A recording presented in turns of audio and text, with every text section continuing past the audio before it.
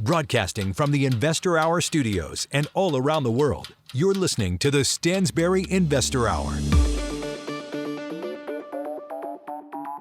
Tune in each Thursday on iTunes, Google Play, and everywhere you find podcasts for the latest episodes of the Stansberry Investor Hour. Sign up for the free show archive at investorhour.com. Here's your host, Dan Ferris. Hello and welcome to the Stansberry Investor Hour. I'm your host, Dan Ferris. I'm also the editor of Extreme Value, published by Stansberry Research. Today, we'll talk with Amity. She has written several books, including 4 New York Times bestsellers. We'll talk about 1 or 2 of those today and how the historical episodes that she writes about are instructive for us today. This week in the mailbag, Tony J. has a question about why silver has been on fire lately. And listener Dave P. wants to know why I'm not being more aggressive with my advice. In my opening rant this week, we'll talk about signs of excess in the stock market. If only I could find them. That and more right now on the Stansberry Investor Hour.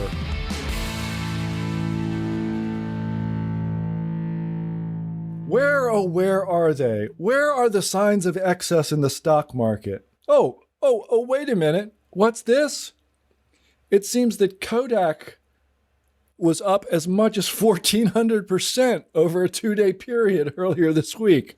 My goodness, what's that all about? Well, it's a little crazy. Actually, I take that back. It's a lot crazy. The thing is, Kodak, of course, you know who Kodak, Eastman Kodak, the film company, right? They were the big film company. Their brand was as solid as any brand has ever been, in the 70s and the 80s and somewhat into the 90s, although that's when they started getting heavy competition from Fujifilm.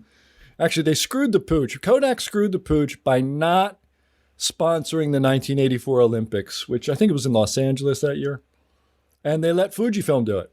And Fuji got market share and gave them some serious competition and was frankly ahead of them technologically on a couple of things.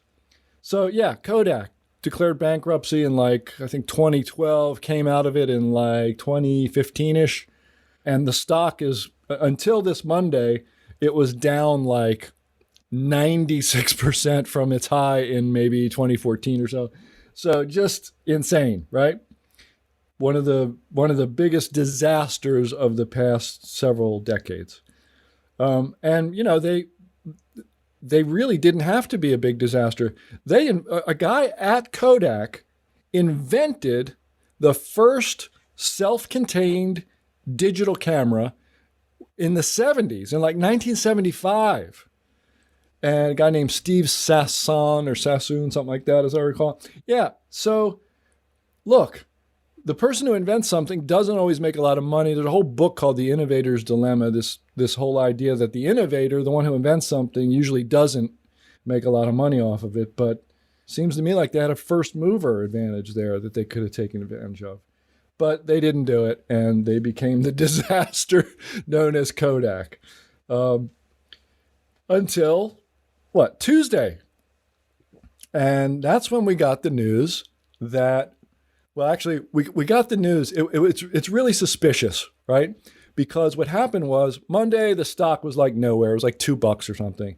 And Tuesday, the stock traded a little bit higher, a buck or so higher or whatever, on maybe 10x the volume, the normal volume. Instead of 100,000 shares, it was over 1 million shares.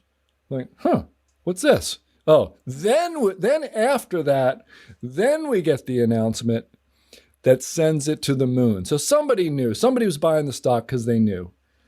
And the announcement was a $765 million loan from who else? Who else would lend this company money? The government, right?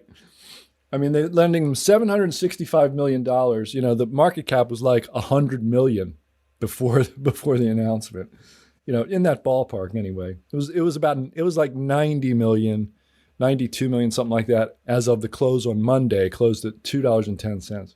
So, this thing is worth whatever, $100 million bucks. But hey, let's throw a $765 million loan at them that gets paid back over 25 years.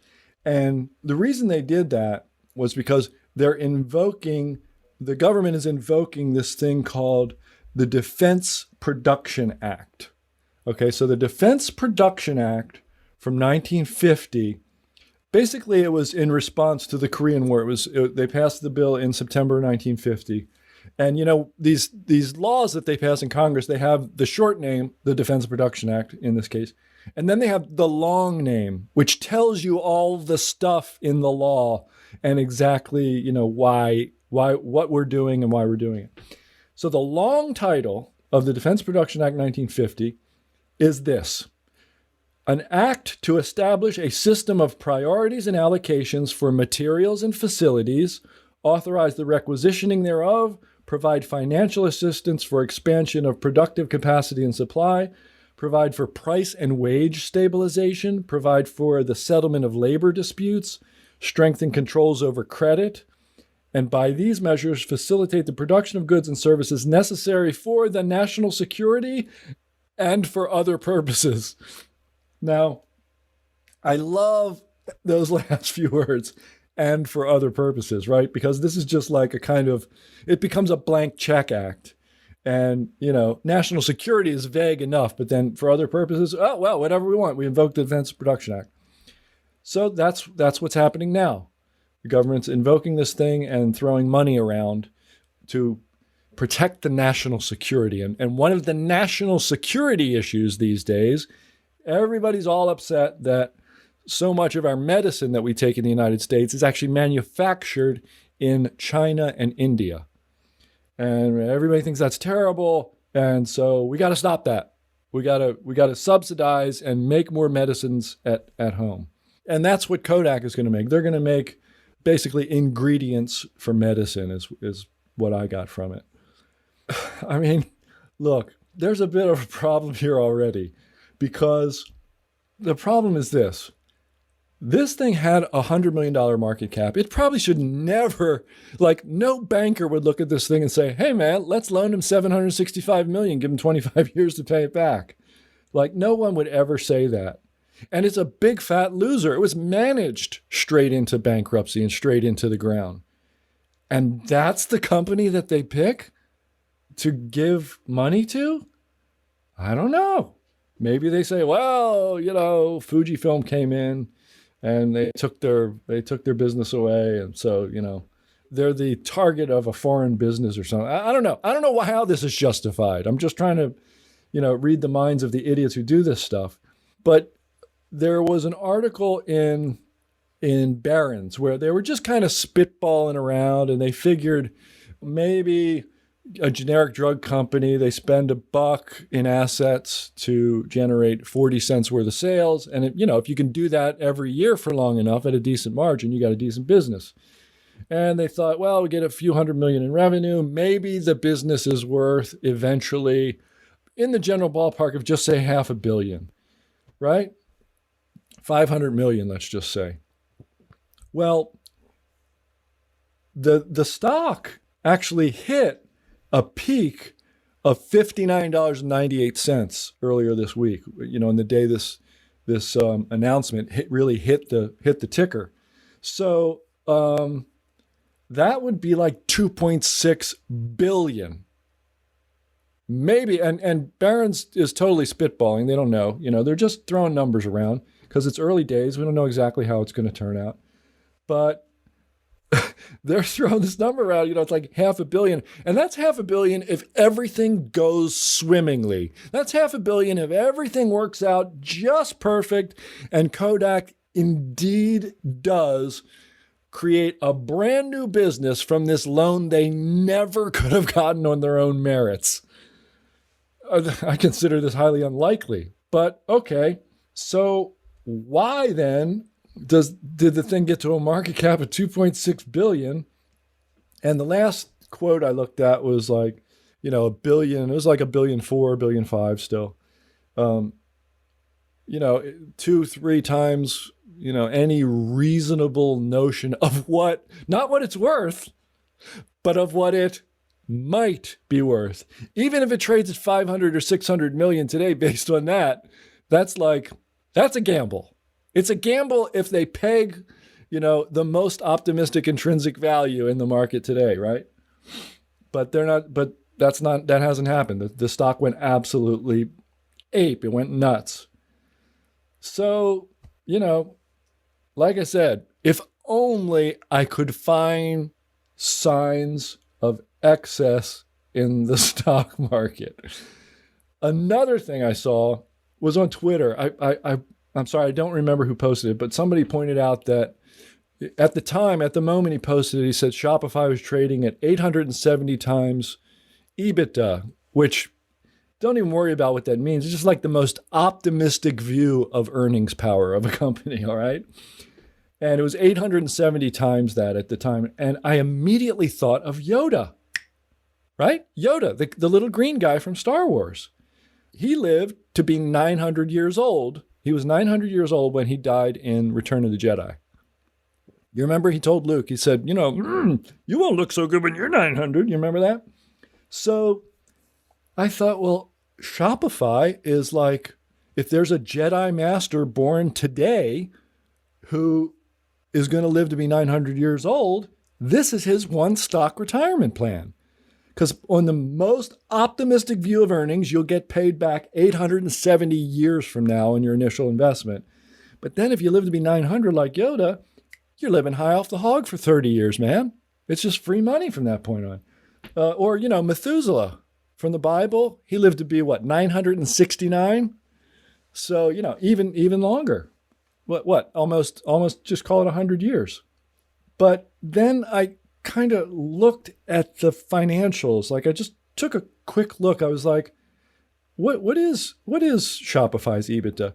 Well, it turns out that it's the guy online on Twitter who posted that, he left off one teensy-weensy little thing, which is a negative sign. It's negative EBITDA. It's negative 870 times EBITDA.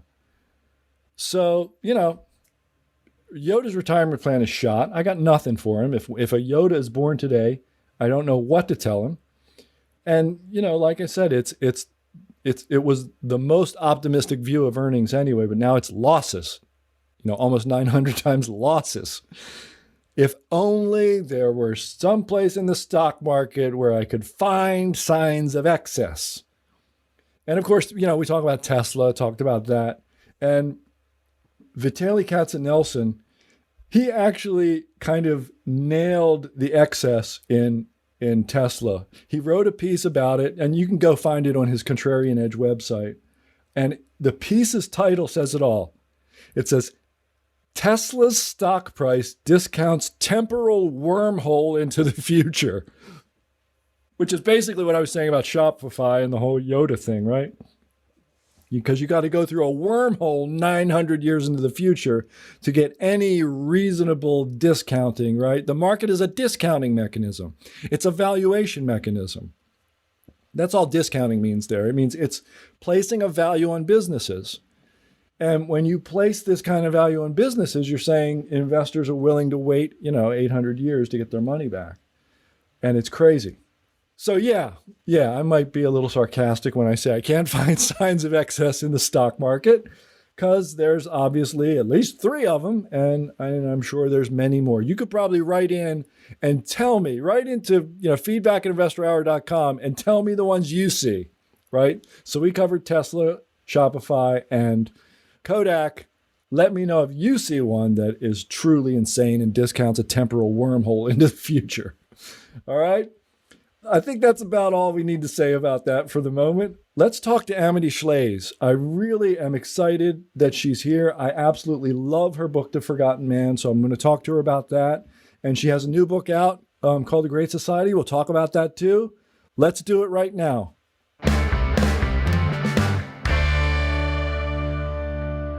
When my friend and colleague Steve Sugarud talks, I listen.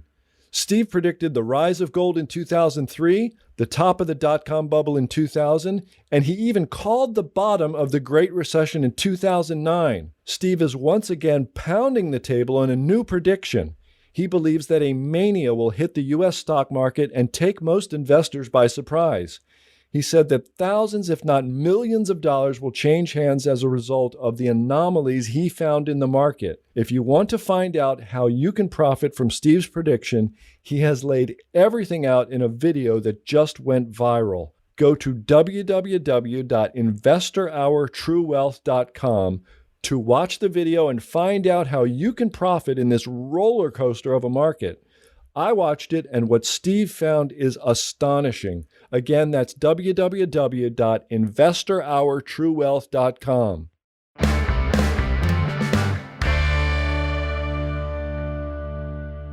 Our guest today is Amity Shlaes.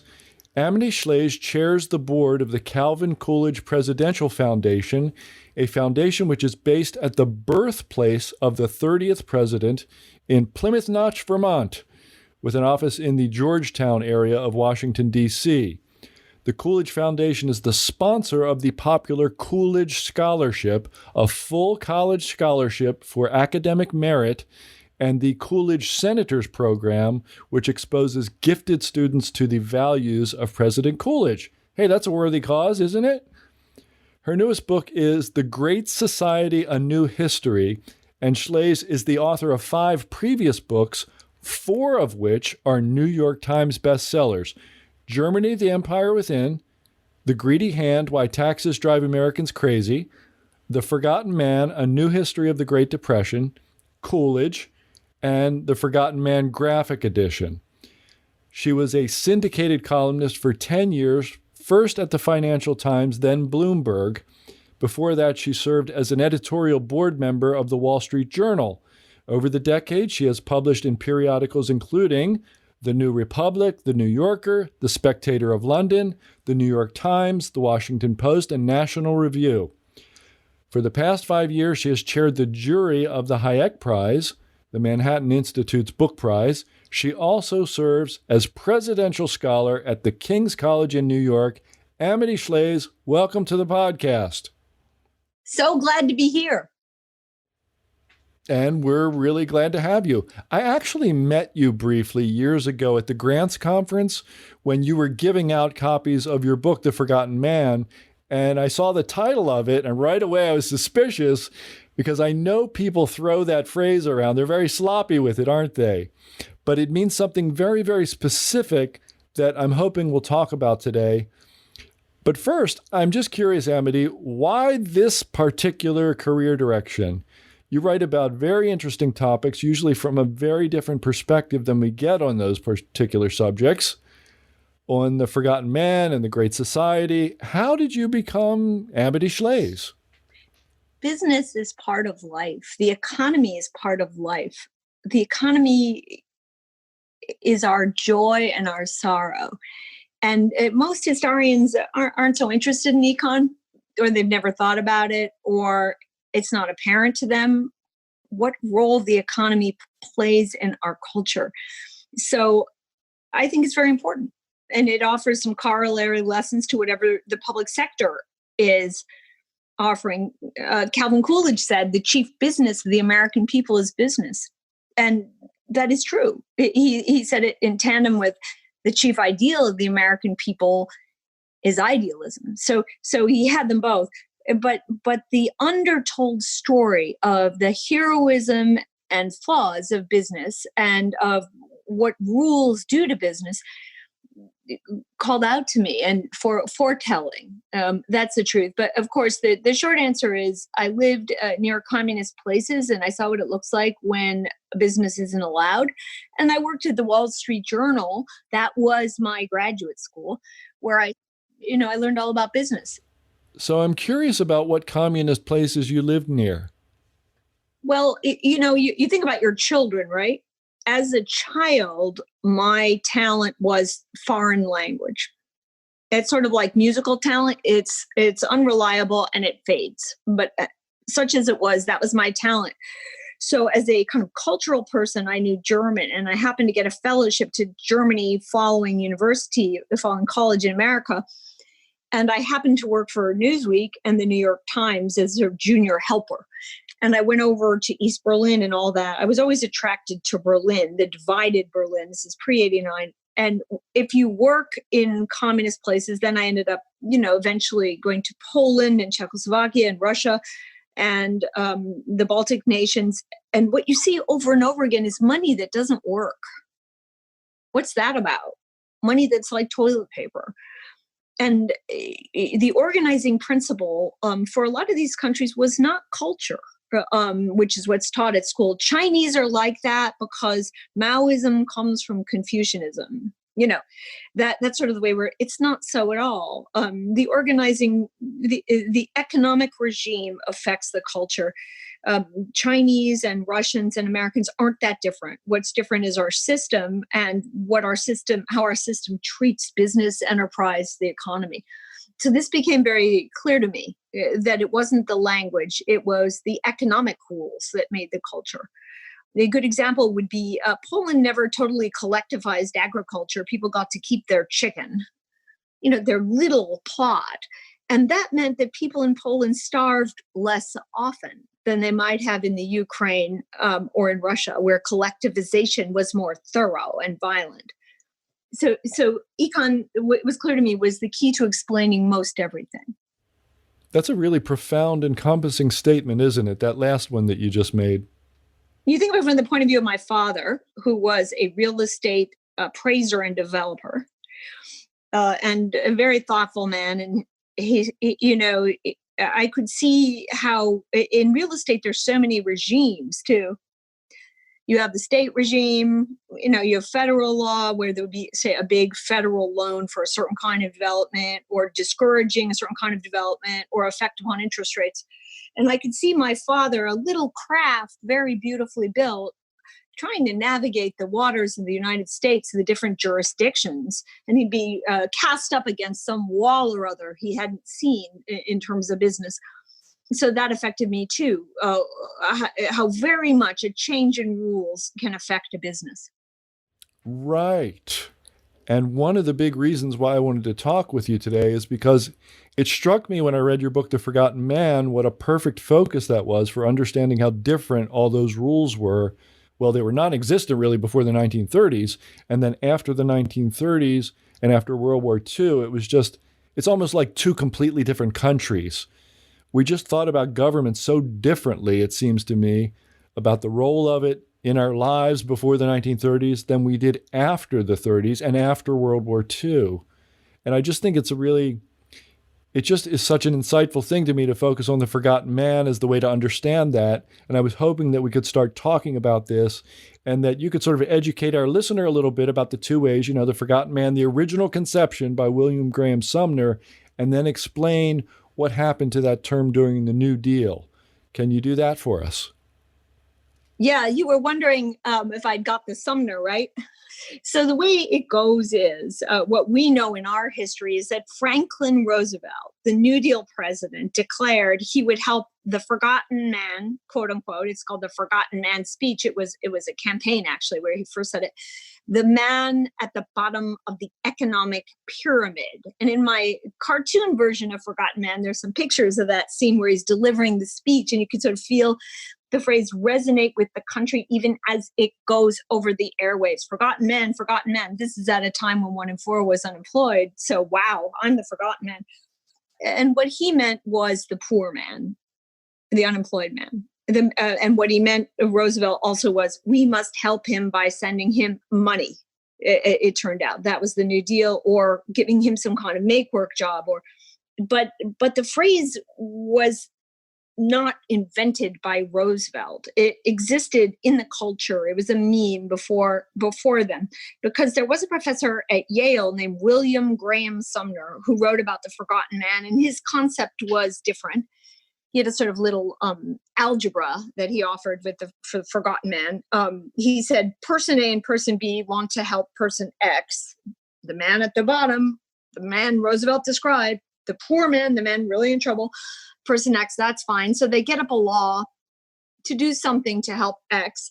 And along the way, they coerce C into co-funding their perhaps good, but perhaps dubious project for X. C, this third party, the taxpayer, for example, is the casualty, the collateral damage of what we do for X, sometimes good things, but sometimes just a sanctimonious operation that virtue signals, right? That we're going to do XYZ for poor people, doesn't even help them. And it always makes C, this third party who maybe doesn't have a voice, captive to the whole project. So C, Sumner said, is the forgotten man, the man who pays, the man who prays, the man who is not thought of.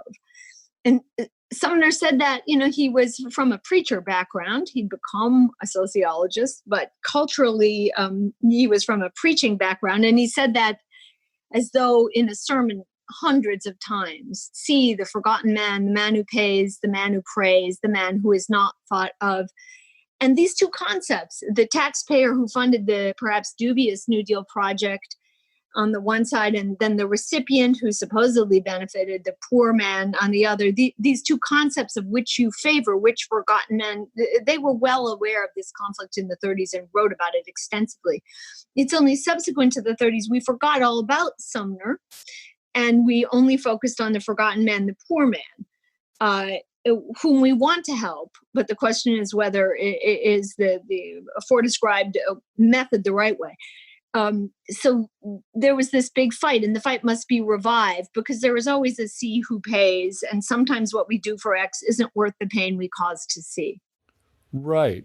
I mean, I think it's an ideal way to understand the difference in the United States, our view towards government in general in the United States, before and after that period from 1929 to 1945. Well, yes, we had progressive waves in the United States before. That's the reason Sumner spoke up. He really hated progressivism. It mostly lived at the state level. So you think of states doing progressive projects before the federal government got to the progressive projects. Remember, up until 1935 or so, state and local governments had a greater presence in the U.S. economy than the federal government did. When they said government, they meant state, not federal. So the federal government grew beyond the states and the local and the towns in the 30s under Roosevelt's New Deal, even in peacetime. I should emphasize we're talking about peacetime periods. War is always an exception. And it became the way of life that the federal government was the answer to a problem. There was this fundamental shift. And then the question after that, particularly after a war, after World War II, is can the private sector ever catch up? Do we have terms under which it can catch up?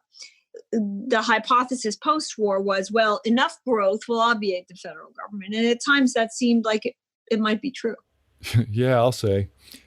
I've been telling our listeners for months now that they really should study this period of the Great Depression, not because I think we're headed for another Great Depression or another World War II, but just because of this enormous sea change in response to a crisis in the way we thought about government and enormous growth in the federal government, which I think in itself becomes a machine for creating all kinds of unanticipated outcomes. Idealism is dangerous. And when young people or politicians are idealistic, our tendency is to say, they're idealistic. Let them have that program. I'm at the office. I'm worried about something else. But the idealism gets to the office. It costs the office. So what happened in the 1930s was we had a downturn. It didn't have to be a Great Depression. The economy can be anthropomorphized. It's like a person. It makes choices. Recoveries are like people. Every year in the 1930s, the recovery chose to stay away, and for a different reason. There was nothing inevitable about the Great Depression. There was no need for a suspension of disbelief. It came over us as trouble came upon Job. It came over us the way a hurricane comes over, or a twister, or the way the twister comes over Dorothy and her Kansas town in Wizard of Oz. That's not true. There were conscious political policy choices made every year of the 1930s that made it more likely the Depression would become great. So what's interesting there was an economist in the period who's not famous now. He's like Sumner, put his name everywhere. Benjamin Anderson. He was no sideline economist. He was at the center of the world. He was the chief economist of Chase. And he said, what the government is doing is playing God. And when it fails at playing God, when the outcome isn't good, when the recovery it promises through will arrive because of its policy does not arrive, what does it do? Rather than throw up its hands and say, maybe I shouldn't be playing God, it just plays God more vigorously. So you think today of like the third stimulus that came after the 2008 crisis, or the new stimulus that lawmakers are working on right now because of the COVID crisis. What does government do when it fails at playing God? It plays God more vigorously. I just had to laugh when I read that. And this is known worldwide, is that government played God in the 1930s, did a lot of things that no one expected. It messed with the agriculture market, to put it very, very simply, got all involved. It messed with industry through the National Recovery Administration. It messed with promising industries. The sort of internet of the era was utilities, and utilities had the power, just as energy had recently, to bring recovery. They were so promising. Everyone wanted electricity, no matter where the economy was. And instead of permitting the electrification of America to be the engine that took us out of the doldrums or the Depression, the Roosevelt administration tortured the electricity utilities industry and made it into the kind of domestic animal of the government that to some extent it remains today, right? So that was a terrible error. You take what can take you to recovery and you chain it up so it lacks the power. That's very similar to now in mentality. And so the first time that mentality had ever really been tried was with the New Deal. What will happen, like your listeners will get feedback, but the Great Depression was so great and it was inevitable and it was monetary and only certain very clever people can understand that, and I can understand it because I went to Stanford graduate school, etc. It's not that complicated. They made a lot of monetary errors. The truth about monetary is if you have a stable, predictable regime, usually you do okay and try to honor the currency, more or less. It wasn't just monetary. And I'm very gratified, Dan, because one of the first things that happened, Forgotten Man was published more than 10 years ago, and now we have a cartoon version for your teenagers, which I love. But one of the gratifying things that happened when it came out was economists rallied around me. And they said, thank you for putting some narrative to what we know from our data points. What am I speaking about specifically? Most histories in the history books or in high school texts don't talk about the labor price in the 1930s because that's supposed to have to do with, equilibrium and monetary, and we're not supposed to be clever enough to understand that. But you can put it very simply. The government made the labor price too high through wage rules. We think of like minimum wage style rules, but more than that. And through a very aggressive labor law called the Wagner Act, which has been neutered subsequent to World War II through Taft-Hartley, but still, still is pressure. So there was suddenly federal upward pressure on wages. And employers who might have laid someone off specifically might have reduced wages, which is painful to do, but better than laying someone off, couldn't reduce wages because the government wouldn't let the companies reduce wages. So the companies laid people off, paid the new high wage the government forced them to pay, but paid fewer people. And that's the that's the ugly rigidity of the unemployment of the 30s that gives the Great Depression the label great. Why is the Great Depression great? The Great Depression was great because there was unemployment over 10%, sometimes over 15%, the whole darn decade. And why was that? We had a new national high wage policy. Keynesian explained. So that's pretty obvious. You don't pay people a lot if you don't have a lot of profit just now. And you do hesitate to rehire if the government says you have to pay people a lot. That's how the Great Depression got great. And one of the scholars who came around was Lee Ohanian of UCLA, who with Harold Cole of Penn is writing a magnum opus on this, but they've got plenty of papers out. And you weren't allowed to say this. Oh, the government made wages high. Oh, well, that doesn't allow for the monetary explanation. You don't need the monetary explanation to see this. And in fact, the monetary explanation supports your argument, because what happened? We had deflation. What happens in deflation? You promise to pay someone something, $1, and it turns out that $1 is more expensive as pay than you imagine because you're in deflation. So the labor leaders got even better deals than they knew. They got $1 wage increase for the worker. Well, really, they got $2 in the terms of the day they inked the contract, right? Deflation makes labor even more expensive if you're locked into a commitment. So there you are. You can't just say cost of living for him to be able to work as he did before. I can pay him 75 cents now. There wasn't even a consciousness of the deflation. So all of these factors made it worse. I like monetary. It's part of the story, but it's not the big part of the story. The big part of the story is discretion in monetary and fiscal policy was not useful. Bold, persistent experimentation, which is the phrase FDR used, and he had a kind of glee about it. I'll just try because I feel like it. That uncertainty was fatal. Right. I love the image, which you had in your book, and I guess Gene Smiley wrote about it too, of FDR basically sitting in bed eating his soft-boiled egg, just kind of arbitrarily experimenting on the economy. And you could say it was almost a godlike fashion, right? He's just playing God every morning and just kind of seeing what happened. Yes. Every story has a kind of wise fool, as in Shakespeare, right? Who's part of the action, probably one of the idiots, but also comments from time to time in a way sort of talking to the audience. And the wise fool in that scene was the man who had become Treasury Secretary, Morgenthau, who was kind of a goofball, a rich kid. The Roosevelts knew the Morgenthaus because they both lived in the same part above New York, and not really up to the job of monetary advisor or Treasury Secretary. So Morgenthau had learned enough, though. He was trying, right, to know that stability was probably good for markets. His father was a big investor. And Roosevelt said, well, let's raise the gold price, a weird exercise when we were no longer on the gold standard. But anyhow, let's go in the market and try to affect the gold price. And let's have it rise by a certain increment, say 21 cents. And Morgenthau said, why 21, Mr. President? And Roosevelt said, well, because 7 is a lucky number. And you know why Roosevelt was doing that?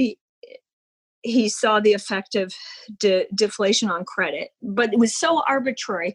And Morgenthau went home and wrote in his diary, which I commend to everyone at the Roosevelt Library now, it's there. If anyone knew how we set the gold price, they would be frightened.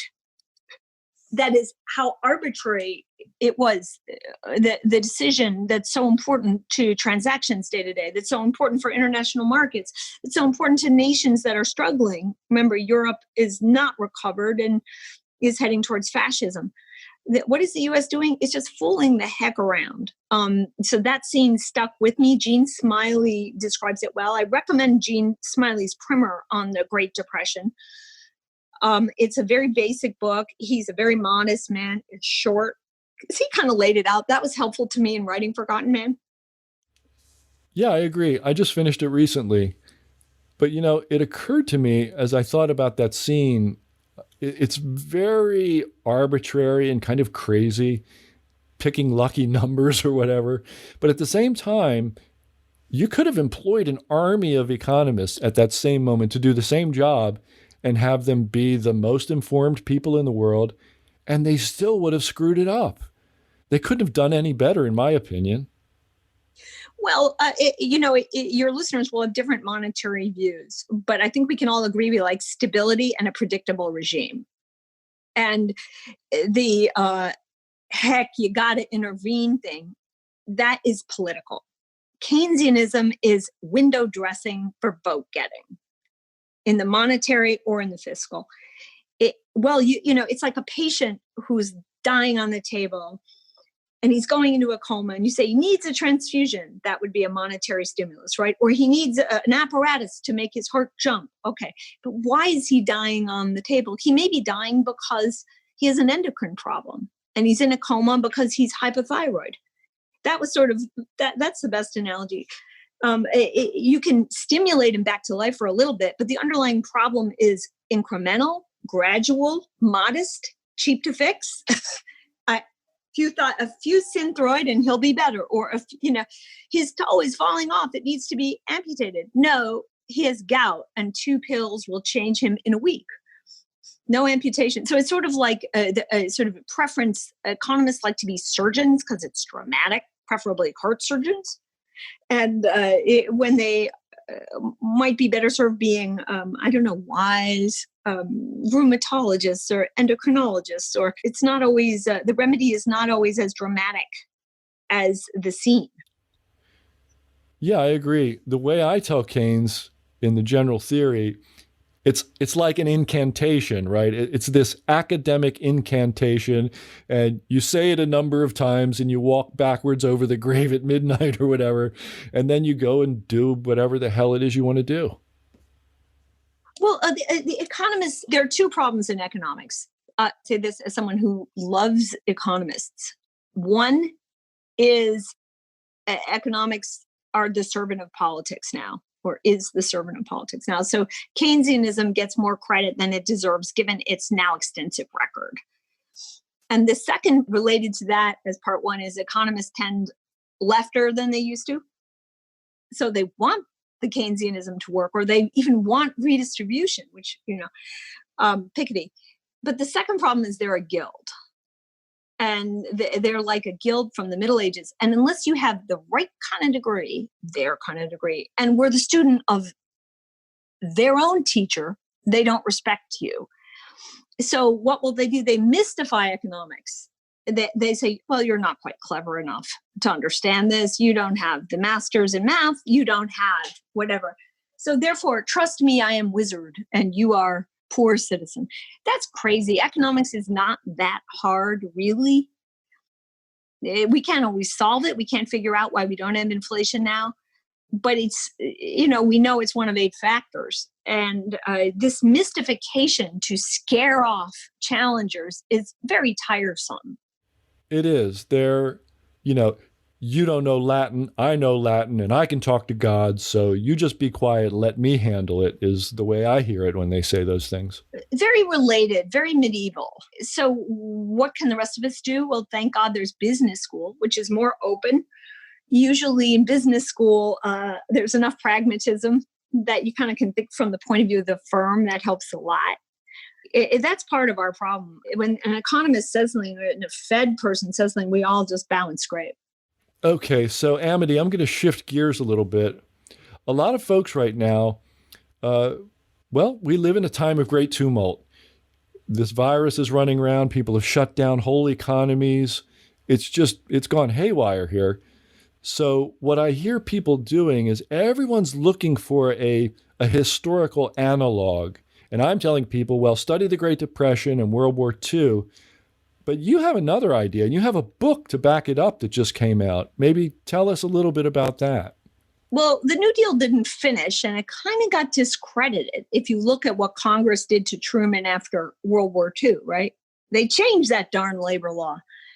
They rejected certain actions, but it picked up speed again, the progressive impulse, the New Deal, in the 1960s, starting with idealism.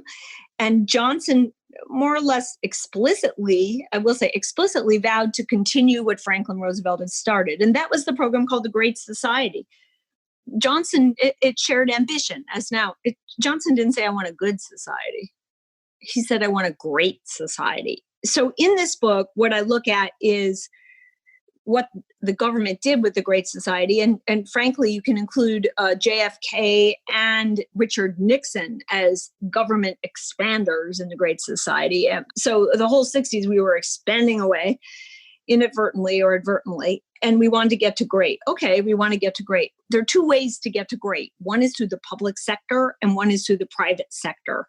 So in the Great Society book, what I do is I look at the public sector. I look at what the government did. There's a chapter on the Camp David Agreement on monetary policy of the summer of 1971, which was the world's worst set of economic policies handed down by Nixon. But I also look at companies and how they navigated the waters in this turbulent period. And it turned out the companies actually had a pretty good shot of getting great results as well. Example would be Fairchild, the company that had the staff that became Intel, Gordon Moore, think of. So Gordon Moore, example, we want to help Native Americans. They're in trouble. Gordon Moore and others at Fairchild started a factory in New Mexico on an Indian reservation and became the greatest private sector employer of Native Americans. They were good at making chips at the factory because the Native Americans in New Mexico are good with needlework. They know how to play with little fidgety things and make them beautiful, which is what you need for chips. Was this better than a federal program? Probably. It was a much loved experiment. It didn't last partly because of politics. But the private sector, in a greater way, of course, across the economy, created marvelous things that improved the quality of life, that made our modern life great. So the Great Society book is about a competition between the private sector and the public sector, with the private sector doing better than you think, given how hobbled it was by the public sector. And that's the emphasis. Another company in the book, one that got into big trouble, but is at the heart of what Americans know about enterprise, is General Electric. Another company is Toyota. And the assembly line of Toyota and the big three are compared in the book because, ironically, we think of Japan as a very subservient culture. Of course, there was more liberty on the assembly line for the worker in Japan than there was on our assembly line, where a worker could not halt the line or make a suggestion. The union got in the way. So an important factor in the book is the damage of big unions. I have a character in the book, Walter Reuther, and the older listeners will know his name. He was the leader of the flamboyant, bold United Auto Workers. I think I know that he hurt Detroit with the collusion or the cowardice of the automakers who went along and priced our automaking out of the market. And I tell that story about Toyota and so on coming in. Amity, before we started recording, it sounded like you thought that period was a pretty good time to study if you want to study the present better. Did I get that right? The policies being called for now resemble both those being called for under the Progressive New Deal and under the Progressive Great Society. There's a chapter in Great Society about guaranteed income, which is what our COVID money is clearly going to attempt to flip into, right? Payment for everyone all the time so they're not poor. So, yeah, I think both periods are relevant. And the epigram of the book is nothing is new, it's just forgotten. The record suggests that the Great Society didn't work. That's why Bill Clinton agreed to end welfare and make government smaller, or at least less big. But that is forgotten because we, you and I, and everyone listening to this who's over 25, failed to ensure that our schools give kids a fair picture. What's wrong with us that we kind of gave it a pass? That's my question all the time. And at the Coolidge Foundation, where I'm the chairman, what we do basically is offer kids common sense history and let them decide, because unfortunately our school books do not offer common sense history. They offer one-sided kind of identity politics history, which suggests that redistribution is always the answer. U.S. history does not suggest that. So you want to be sure kids know all about this. I think we kind of looked away as our schools did this, and now we're paying the price. Yeah, well, you can say that again. Some of the things the kids would come home with from school, I just had to bite my lip because I knew I couldn't do anything about it. Well, you're constantly telling your children, pick your battles, right? That's right, exactly. But one too many battles, and they're exhausted. well, my mom says, but at school they say, and I might get a B plus instead of an A minus if I do what my mom's, like that. I'm not speaking about myself. I'm speaking globally. It's really sad. And I know that some of the Bloomberg readers used to write me about this. Bloomberg is a wonderful constituency, the subscribers. And they used to write me about their stories from school because they were so mad. The dads and moms went to work and they would look, what my kid read last night? Do you know what? This is a general problem. And at Coolidge, what we do is just devote ourselves to education. We have various vehicles, but that's what we do. The kids can make up their own mind, but they do need to know the facts. Well, sure, just to be introduced. At this point, it's a great service just to introduce the other viewpoint, because if you leave it alone the way it is, they'll never hear it, right? They'll never hear it. And what's more important is they see no advantage to hearing it. Ambitious children want to succeed. That's ambition.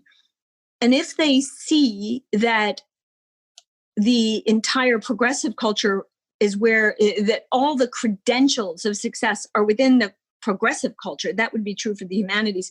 If you want to get an A, you do have to pander to the teacher's views, unfortunately. That didn't used to be so much true, but it is now.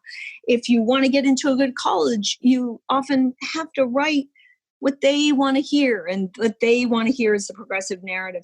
So any sensible kid says, I'm going to do this, and later I'll make up my mind. And that is so sad. So our job is to establish not only heroes, but also credentials to show that respectable people whom you might admire, who might later give you a job, or who might have a job that you one day would dearly want, have a different view to what's being taught in high school. And that view has been honored by other people, not just a couple options traders or a couple of people in the Bloomberg or a couple of people in the newsletter. But, so part of it is just sheer survival. And I think it just behooves us to create new institutions and credentials so young people see some advantage in acknowledging reality before they're 30 years old. Amen. So I haven't read The Great Society yet. I have Coolidge and I have The Forgotten Man, but I don't have Great Society yet. Do you address the sort of violence in the streets that took place during that era? Does that play a part in your story?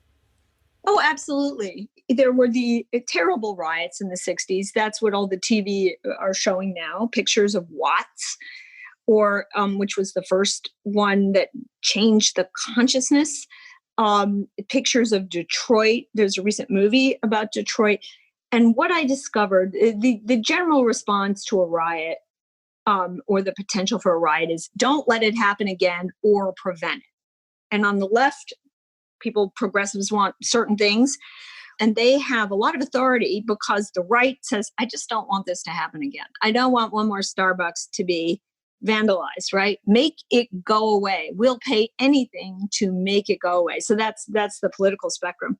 So in the 60s, as now, the police were, there was a call for police reform, definitely warranted. But there was also a call for sort of sidelining local government and community action, which is what the legislation is going to be about now. And that community action was just terrible. Indeed, as I show in the story of Watts, is that community action foments riots. It doesn't prevent them. What I'm talking about is federal funding for community action. Because what happened in the 60s, it will sound very familiar, is the federal government, led by a very idealistic office, sent money to community action groups, the Black Lives Matters of the 60s, who then had a very radical posture towards the government. And it's quite amusing and sad to watch because the mayors who were most befuddled were often Democratic mayors, as now. And they said, wait a minute, I supported Lyndon Johnson and helped him get elected. I supported Kennedy, Mayor Daley, perhaps too much, of Chicago. And I have poverty plans. I'm a reformer. Why aren't you sending money to my poverty office? Mayor Daley said, right? Well, that's what the mayor of LA said, Sam Yorty. Instead, the federal government, feeling the mood, feeling cool, sent the money to groups that ended up opposing the sitting Democratic mayors who were elected. So they had some authority, or should. And the two groups would get in fights. the far left group funded by the federal government and the mayor and his offices. And in the case of Watts, what happened was they fought so much young people didn't get the jobs that were promised, or a lot of other outlays that were promised for the summer of, I think it's 65. Now I'm thinking, oof. And Watts exploded in frustration over basically a jurisdictional fight.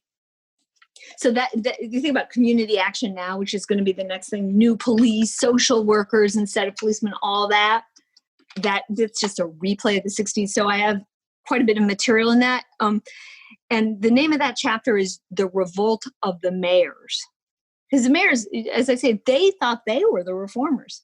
They were elected to fix the police. Maybe they hadn't done a perfect job yet, but that conflict, when you have federal intervention as virtue signaling or fear of more riots, that's a recipe for more riots. Yes, I live across the Columbia River from Portland, Oregon, where I think, I'm not sure if we're somewhere around 60 straight nights of violence in the streets. It's just odd to me to see the mayor appearing to sort of like that kind of violence. He sounds like he supports what they're doing and supports the idea of them taking over portions of the city. It strikes me as counterintuitive, to say the least. But when mayors play to money outside the city, things go wrong. And that actually started with urban renewal in the 60s. So federal money would come along for highways. So they built highways because then they wouldn't have to raise taxes. But the highways they built did not suit the cities and hurt the vulnerable populations.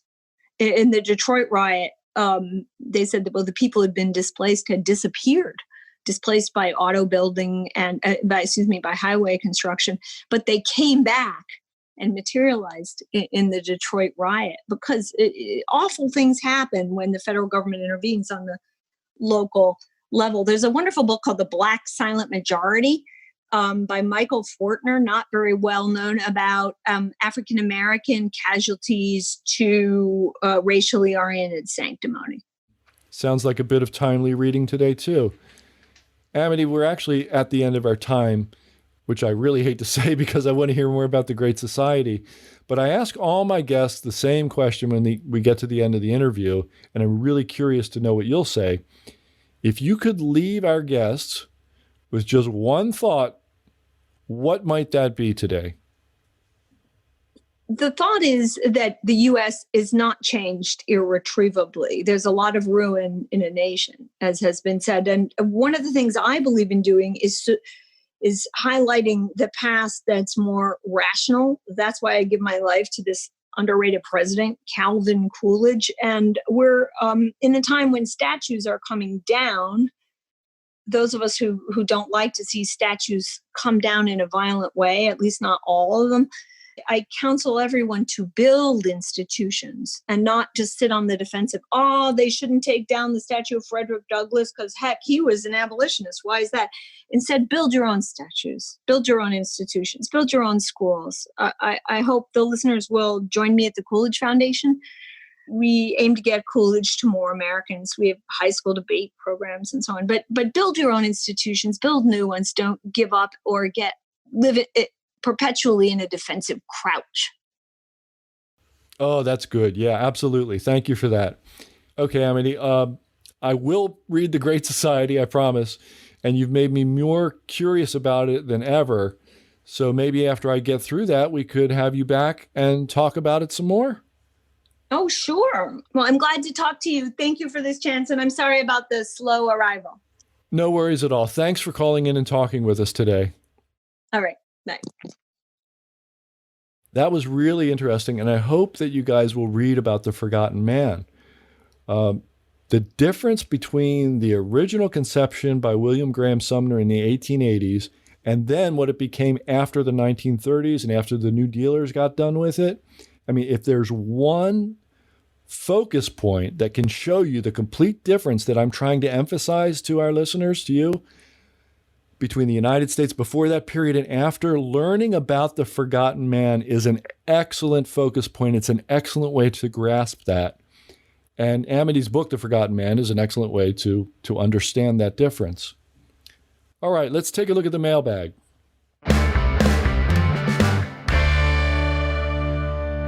Hi, Ron Paul here. Today I have an urgent message for every American who's retired or thinking about retiring soon. You see, our own government's disastrous policies have now put you, me, and everyone over the age of 50 at great risk. Sometime in the near future, we're going to have yet another financial crisis. This one won't be solved with bailouts, and it will hit seniors the hardest. I fear there will be civil unrest, a drop in stock prices, pension fund collapses, big changes to Social Security and Medicare, the erosion of personal liberties, bank and brokerage closings, and ultimately a major crisis as the U.S. dollar is rejected for almost any non-paper alternative. Don't let this happen to your retirement. Dr. Ron Paul strongly believes when the next crisis hits, there'll be no warning, and the government won't save you. Go to www.ronpaulwarning5.com, where you'll learn simple steps you can take to protect your retirement. Go online to www.ronpaulwarning5.com.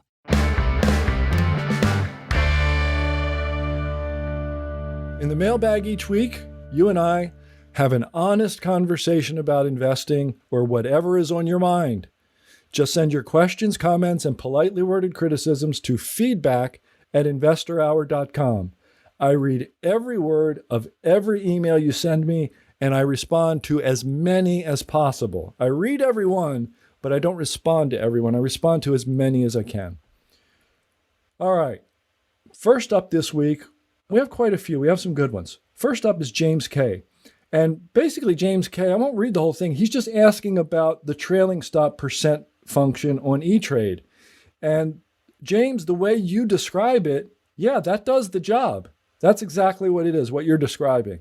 You have a little quote here: select trailing stop percent to buy or sell a security when its market price reaches a trailing stop price. Boom, done. Yeah, that's it. If that's all you want to do, that's all you need. Now, you're asking me about trade stops, and the best thing to tell you is to go to tradestops.com and click around and learn more about it, because it does a lot more than just that function. There's one really cool thing where it can tell you when to get back in to the thing you stopped out of, to the stock that you stopped out of. And we've got some data that suggests that the results from that are off the charts excellent. So I hope that helps, James. Good question. Romeo B has a lot of questions in a really short email, which is just the way I like it. He says, "Hi, Dan, so many questions for you this week, but I will try to keep it short." He's got three of them. First one is, what's the best way to learn forensic accounting? Joel Littman seems to be the authority in this space, but I don't think he has a book out explaining his methodology. Romeo, I did two things. I Googled forensic accounting and I searched for it on Amazon. And a book came up on Amazon, Forensic Accounting for Dummies. And maybe that's a good place to begin. I don't know. I don't know the book, but I'm not a forensic accountant, so I know I'd probably start there. And there were some good links. If you just Google forensic accounting, there were, definitions that tell you what it is and other things too. So that's all I would do. I hope that's helpful. Your next question is, say gold goes to $10,000 an ounce. Is it the right price, or is it a bubble? Is it still portfolio insurance, or just another safe asset transformed into toxic waste by Wall Street? Hey, this is a neat question, because when you make that assessment of bubble or transformed into toxic waste, it's usually in response to, relative to the earnings power or the yield on the instrument, right? But gold doesn't do that. It's not that kind of an instrument. It's a monetary instrument. It's different. So I'll tell you two things. First of all, I saw somebody online, I won't say his name, he's kind of a popular journalist, and he said, he posted something that had the inflation-adjusted gold price. Don't do this. There's no such thing as the gold price is the adjustment. The gold price is the inflation adjustment. So inflation-adjusted gold price makes no sense. It's a redundancy, and if you try to do the math to inflation adjust, you're doing it wrong. Just look at the gold price. That's the adjustment. So if it goes to $10,000 an ounce, it's adjusting for, it could be adjusting a frenzy in the gold market. You got to make the assessment at the time. You can't really look forward and tell. But my guess is also, given what's happening, given what the Federal Reserve is doing and what the government is doing, if we get to that kind of a thing within the next several years here, it will be discounting that much damage to the currency. But really the answer is you got to wait until you see $10,000 and then you look around and say, is this right or not? Finally, you ask, Romeo, are oil royalty companies any good? The sector is pretty hated right now, so there might be some interesting bargains. Great guest lately. Keep them coming, Romeo B. Oil royalties. So as a general rule, since we're talking about the whole sector, all the people I know people who basically make a living buying royalties. And all they ever talk about is the underlying asset, the quality and earnings power of the underlying asset. So that's really what determines if the oil royalty company is any good, mostly. So that's really all I can tell you as a general rule, because from there, it becomes a bottom-up assessment of each one. So you're going to have to do some homework and figure out what the good assets are. But I like the way you're thinking. The sector is hated. I shot that idea by Mike Barrett, the guy who works on Extreme Value with me. And he was saying, he thinks we're going to get, he said, I think we're going to get some better pricing, meaning lower pricing in oil and royalty companies. So, he doesn't know, neither do I. We're just, just spitballing there. So now we get to Dave P. And Dave P says, Dan, I love your broadcasts and the very interesting guests you have on your show. I think you have a really good handle on what's happening in the financial world, but you never seem to capitalize on your good logic. You loved silver and gold, but have no position in either. Stop you right there, Dave. What in the world are you talking about? I've personally owned gold metal and silver metal and equities consistently, like the whole time I've been telling everybody else to buy them, which I've been doing really starting in January of 2018 when I recommended what I believe is the first gold-related equity anyone should buy. I'm not going to tell you because it costs a lot of money for my newsletter and people wouldn't like it if I went around telling everybody for free. So I don't know what you're talking about when you say you loved silver and gold but have no position in either. It makes no sense to me. In Extreme Value right this minute, 1, 2, 3, 4 equity recommendations that relate directly to the price of silver but mostly gold.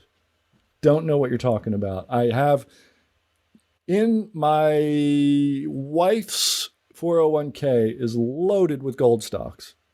Don't know what you're talking about or how you could know anything about that. Then you continue as a 35-year retired veteran from Merrill and one that is really enjoying trading in these bizarre times and making some cash. I wish you were more aggressive in your investing to capitalize on your correct thoughts. Don't know what you're talking about.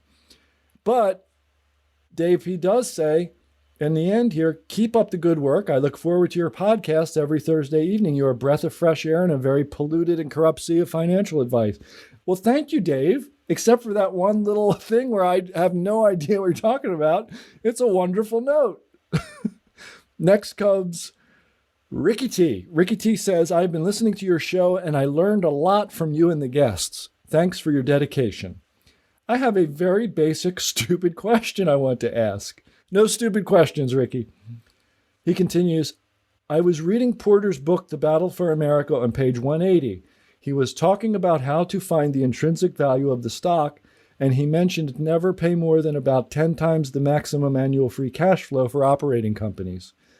I understand what is free cash flow, but I don't know how to calculate if the stock price is overvalued or undervalued. Thanks for answering my stupid question. Thanks, Ricky T. Ricky, it's not stupid at all. Look, it takes two of us to write Extreme Value, and one guy, Mike Barrett, the process that we use is so complex, I need a whole person to just focus on nothing but that for every stock we recommend. And it's not something he whips up in 5 minutes. It takes a long time, and there's a lot of input and a lot of work. So not a stupid question at all. It's hard. And I can't even tell you, I have talked about this before on the program, and I have tried to simplify it. But the truth is, it's just not that simple. Okay? It's just not that simple. And Porter's, that's his rule, never pay more than 10 times. If that was your rule in the stock market over the past 30 years, you weren't buying any stocks because none of them were ever that cheap. So believe me, if they were less than 10 times, I'd be all over them all the time. But thank you, Ricky. It's not a stupid question. It's an excellent one. And it goes right to the heart of what the difference between good, bad or just good and truly great investors. All right, now we come to the Mac Daddy question by the last one this week. Question by Tony J. Can't read all of Tony's question because it's too long. But basically what he's saying is that a company called Sprott Asset Management, based in Toronto, they have these publicly traded physical bullion trusts. So when you buy that, you're actually buying a stake in the physical metal. They have a gold trust, they have a silver trust, and they also have a gold and silver trust. So he said, well, Sprott filed for a $1.5 billion secondary offering recently for the silver trust. And does that mean it's going to be acquiring 71.5 million ounces of silver in upcoming weeks? Because that's 10% of the 2020 forecast mine supply. But then you answered your own question, Tony. You called Sprott Investor Relations. Good for you. That's exactly what you should do. And they explained that this is just a renewal and that a shelf prospectus is something that sits on the shelf for whenever they need it. So they don't have to go through the rigmarole and they can quickly issue the shares if there's a bunch of new demand. And the share, it's non-dilutive, right? You issue a share and you buy exactly that much metal to cover it. So it's not dilutive when they issue shares for this thing. But you answered your question as far as I'm concerned. And you asked me at the end, is there some reason to think Sprott will be acquiring 71.5 million silver ounces in the upcoming weeks? Could it be that investors are overreacting to this event? Don't get me wrong, I welcome the strength in gold and silver and wish it will continue. But if the shelf prospectus is the impetus, maybe I worry it won't last too long, he says. And what are your thoughts, Dan? My thoughts are, Tony, you answered your own question. And I don't think that shelf prospectus is what propelled the silver price higher. I think it's been a long time coming. And sure, when something goes straight up the way silver and gold have recently, they correct. And, precious metals are volatile anyway. The share prices of the metals, and then, as a derivative of that, even more volatile are the prices of the shares. I said share prices of metal, of course. I just meant metals prices. So, I wouldn't be surprised to see some kind of a correction in silver and gold, but I think both of them are going a lot higher. And I wouldn't sell gold stocks or silver stocks or metal, gold or silver metal here. I think Tony, you are an example of what to do. You had a question, you read something in, wherever you saw it, then you called the company and asked them about it, and they explained to you, it's not quite like that. So good for you, and that's all I have to say about that. And thank you, Tony. It's a good question. Well, that's another episode of the Stansberry Investor Hour. I hope you enjoyed it as much as I did. Do me a favor, subscribe to the show on iTunes, Google Play, or wherever you listen to podcasts. And while you're there, help us grow with a rate and a review. You can also follow us on Facebook and Instagram. Our handle is @InvestorHour. Our handle on Twitter is @investor_hour. If you have a guest you want me to interview, drop us a note at feedback@investorhour.com. Till next week, I'm Dan Ferris. Thank you for listening. Thank you for listening to this episode of the Stansberry Investor Hour. To access today's notes and receive notice of upcoming episodes, go to investorhour.com and enter your email. Have a question for Dan? Send him an email, feedback@investorhour.com. This broadcast is for entertainment purposes only and should not be considered personalized investment advice. Trading stocks and all other financial instruments involves risk. You should not make any investment decision based solely on what you hear. Stansberry Investor Hour is produced by Stansberry Research and is copyrighted by the Stansberry Radio Network.